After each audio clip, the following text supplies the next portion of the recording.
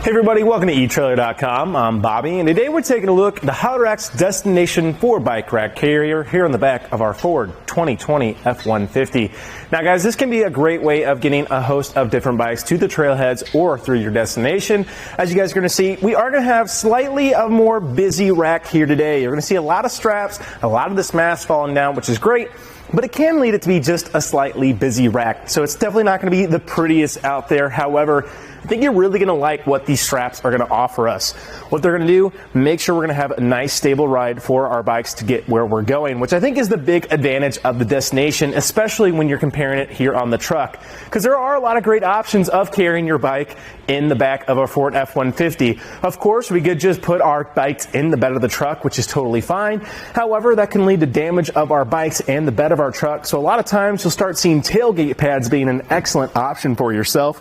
So if you're wanting to get a ton of bikes and you still want to utilize your Ford F-150, that can be a great little option. However, that can also lead to your bikes getting just a little bit of damage, as they do just kind of hang here on the very end.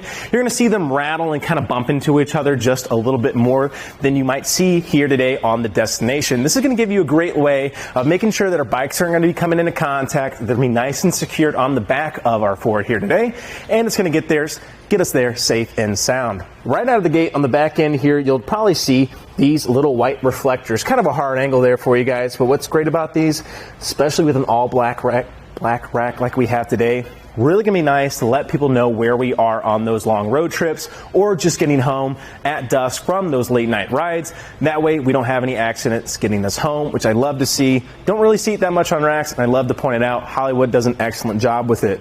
Now the cradles themselves aren't anything too crazy. You're getting about 3 inches of width here at maximum. They have that slight inner groove there for your 18C tires, so you know they will be fit in there quite nicely. And it does bring us to our strap element here. Now these are pretty good size here today, as you guys can see. Now they're not going to be 100% fat bike adaptable, but what's awesome about it is that extra height you're getting. Very, very wide there. That eye hole too makes it really easy to pull this down utilizing that ratchet system. And I really do like that little rubber on here as well.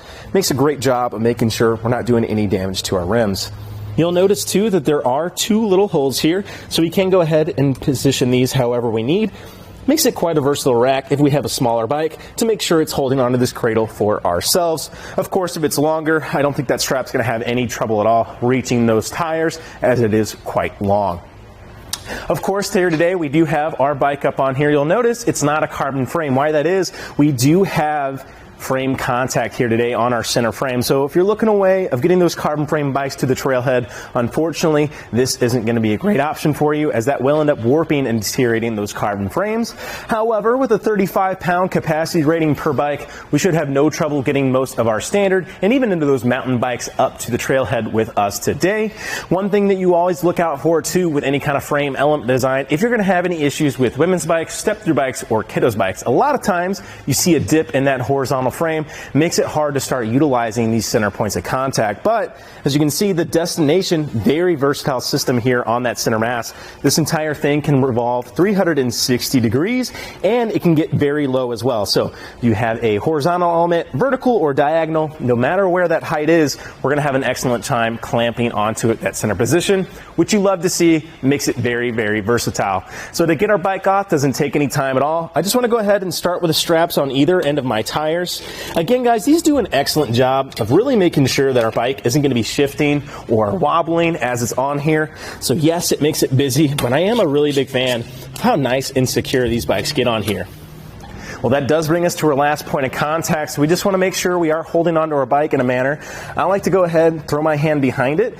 That way I can kind of pinch this towards our mast, utilizing my fingers to just press in that lever and bringing our strip out all the way. Like so, and now we are released. So make sure we have a good handle on our bike, get that mast out of the way, grab our bike, and get it away so we are ready to ride. So real easy little solution there for ourselves, guys. Doesn't take any time at all to get that out of the way.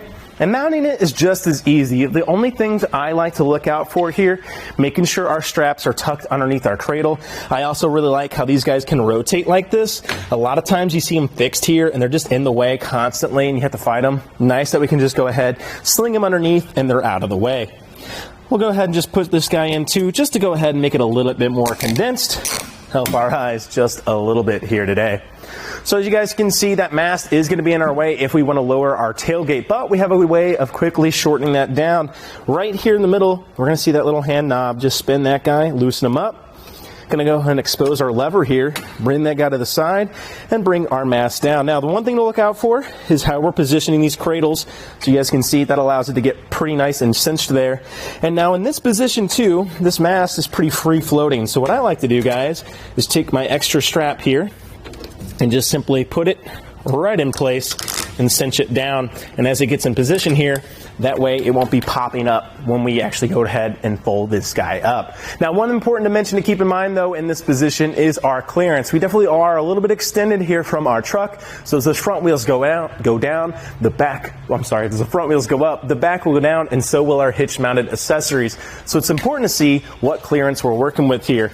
Looks to be like our wings on either side are going to be the lowest point at the furthest of our carrier. So from the ground to the very end of our carrier is putting us right at 23 3/4 inches there. So almost 2 feet of clearance is a pretty good amount. Just keep in mind you are in a longer vehicle, so you're definitely going to see a lot more tilt. So if you have any rough terrain, or if you're doing a little off-roading here today, I'd just be conscious of that clearance. However, I don't think it's going to give us too much issue at all, as we do have a pretty good innate clearance for ourselves. Well, another important dimension though to keep in mind is that length we're adding to that vehicle. Keep in mind, definitely going to be a bit longer here in the F-150. Let's go ahead and see what we're working with. From the rear of our bumper here to the end of our carrier, it's putting this right under 40 inches, so about 39 3/4 inches right there to the end of the reflectors.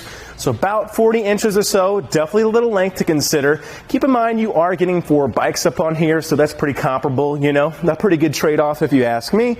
And we have a way of quickly shortening this down. On the inside of our assembly, we just have a simple little retaining clip. I'm going to go ahead and pop that guy. And on the other end here, if you guys want to go ahead and we can go ahead, before I do that actually, I want to go ahead and drop this tailgate before I bring this all the way up. Now it's not 100% going to go down, unfortunately, here today on our destination. So if I were you guys, I definitely wouldn't be putting any kind of weight on this. I wouldn't be utilizing this to get up, as that is going to put strain on your carrier. And we definitely don't want to end up damaging the outside of our tailgate. But what this can be great for, you know, is sliding some of our heavier items from the front here of our bed towards the side. And that way I can take most of that weight and get those big heavy coolers out, anything I might need from the back of here. Still nice that we can go ahead and lower the tailgate.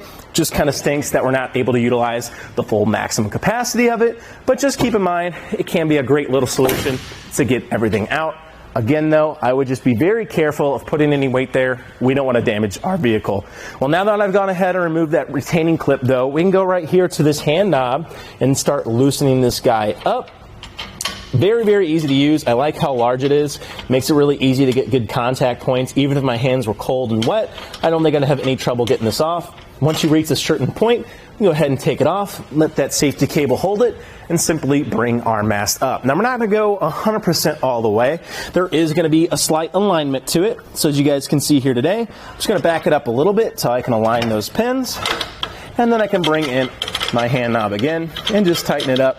So bring it into position here. So really like how this system works, guys, and I'm a big fan of how stable that is. I mean, it does have just a slight little rock to it, but it's definitely not going to be things we're going to be feeling on the driver's seat. I don't think we're going to be really hearing it, especially so far back here on our Ford F-150, which is great to see. I'm going to go ahead and replace this clip real quick and then give us some dimensions and see what we're working with.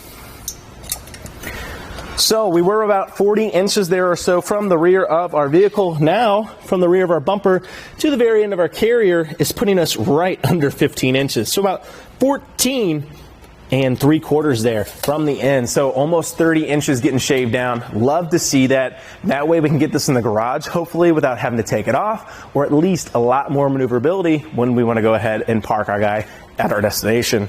To give us a rough idea here though, from the inside here to the inside of our carrier, it's putting us at about 5 1/4 inches there. If you guys are worried, again, that's why I like to go ahead and bring in that strap on that center mast element.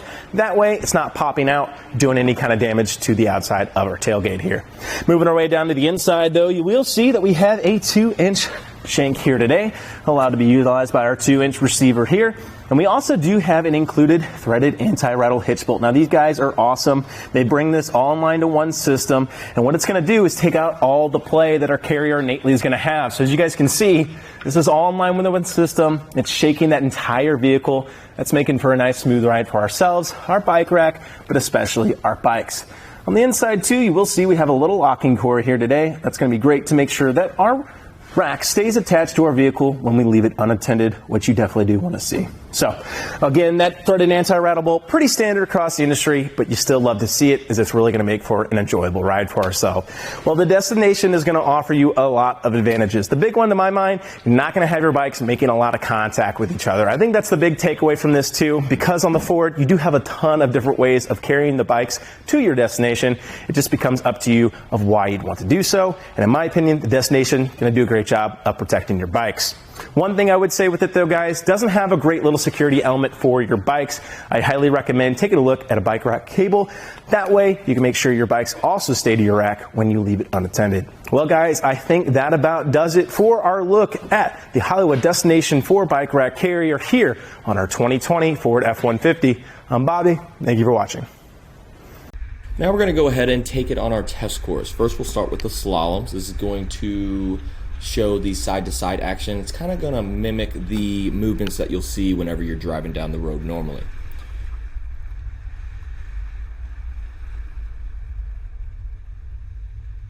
Now we'll have the alternating speed bumps. This is going to be more so like the uneven roads and some of that uneven terrain you might be traveling on, and see how it holds up.